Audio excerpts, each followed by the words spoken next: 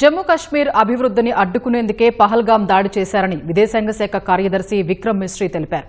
పహల్గాం ఘటనలో 26 మందిని పొట్టన పెట్టుకున్నారని ధ్వజమెత్తారు. ఉగ్రమూకలకు పాకిస్తాన్ అండగా నిలుస్తోందని మండిపడ్డారు. టీ.ఆర్.ఎఫ్ వెనుక లష్కరే తొయిబా, జైషే మహ్మద్ ఉగ్ర సంస్థలు ఉన్నాయన్నారు. ఉగ్రమూకల శిబిరాలు నాశనం చేయకుండా ఉగ్రవాదం అంతం చేయలేమని, ముష్కర పోరులో భాగంగా ఇప్పటికే అనేక చర్యలు చేపట్టామన్నారు. టీ.ఆర్.ఎఫ్ గురించి ఇప్పటికే ఐరాసకు ఫిర్యాదు చేశామన్నారు. ఆపరేషన్ సింధూర్పై విదేశాంగ శాఖ, రక్షణ శాఖ సంయుక్త మీడియా సమావేశం నిర్వహించి ఉగ్ర ఘటనలపై వీడియో ప్రదర్శించారు.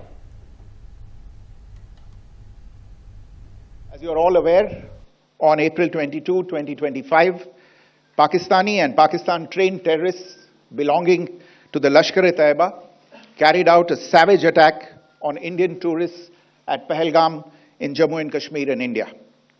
They murdered 26 people, including one national of Nepal, causing the largest number of civilian casualties in a terrorist attack in India since the 26 November 2008 attacks in Mumbai.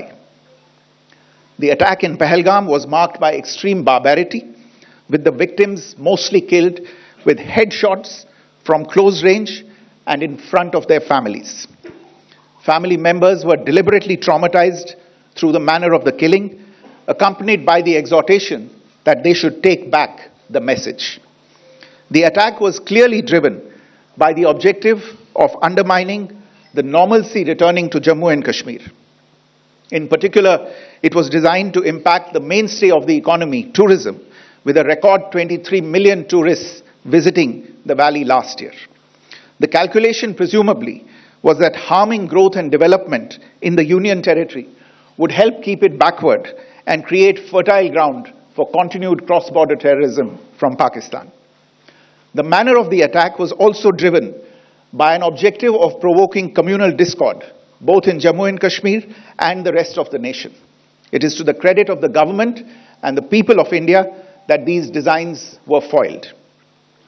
A group calling itself the Resistance Front has claimed responsibility for the attack. This group is a front for the UN-proscribed Pakistani terrorist group Lashkar-e-Taiba. It is notable that India had given inputs about the T.R.F. in the half-yearly report to the monitoring team of the UN's 1267 Sanctions Committee in May and November 2024, bringing out its role as a cover for Pakistan-based terrorist groups. Earlier too, in December 2023, India had informed the monitoring team about Lashkar and Jaish-e-Mohammed operating through small terror groups such as the T.R.F. Pakistan's pressure to remove references to T.R.F. in the April 25 UN Security Council press statement is notable in this regard.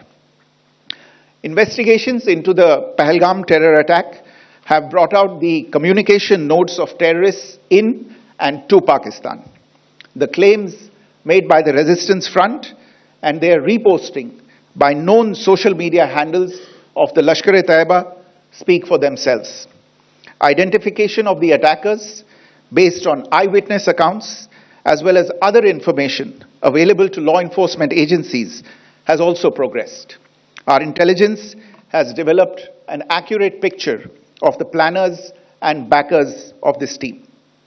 The features of this attack also tie in with Pakistan's long track record of perpetrating cross-border terror in India, which is well documented and beyond question.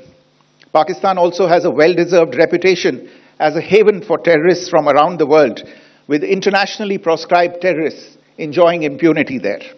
In addition, Pakistan has been known to willfully mislead the world and international forums, such as the Financial Action Task Force, on this issue. The Sajid Mir case, in which this terrorist was declared dead, and then, in response to international pressure, brought back to life, found alive and arrested, is the most glaring example. The latest attack in Pahelgam has understandably generated deep anger in Jammu and Kashmir and in other parts of India.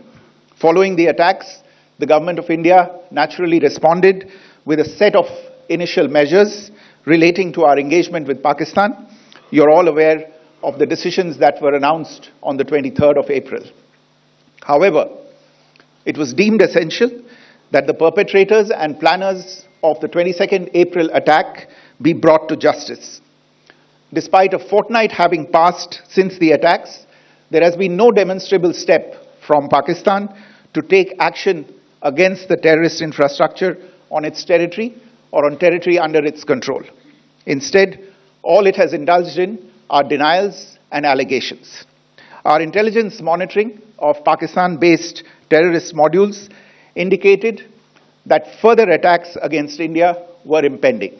There was thus a compulsion both to deter and to preempt. Earlier this morning, as you would be aware, India exercised its right to respond and preempt as well as deter more such cross-border attacks. These actions were measured, non-escalatory, proportionate, and responsible. They focused on dismantling the terrorist infrastructure and disabling terrorists likely to be sent across to India. You would also recall that the Security Council on 25th April 2025 had issued a press statement on the Pahelgam terror attack, underlining, and I quote, the need to hold perpetrators, organizers, financiers, and sponsors of this reprehensible act of terrorism accountable and bring them to justice, unquote. India's latest actions should be seen in this context.